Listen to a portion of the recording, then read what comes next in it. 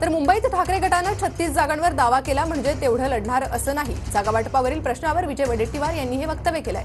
विदर्भात काँग्रेसला 40 ते 45 जागा देण्याची मागणी करण्यात आल्याचंही वडेट्टीवार म्हणाले। तर विदर्भात काँग्रेसनं जास्तीत जास्त जागा लढल्यास सत्तेचा मार्ग सोपा होणार असंही वडेट्टीवारांकडून विश्वास व्यक्त करण्यात आला आहे।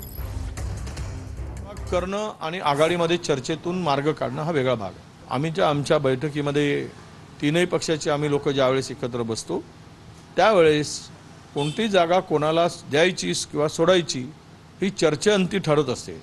त्यामुळे 6 जागेवर दावा केला किंवा मुंबईमध्ये शिवसेनेने 36 जागेवर दावा केला म्हणजे 36 जागा शिवसेना लढवते असा अर्थ होत नाही।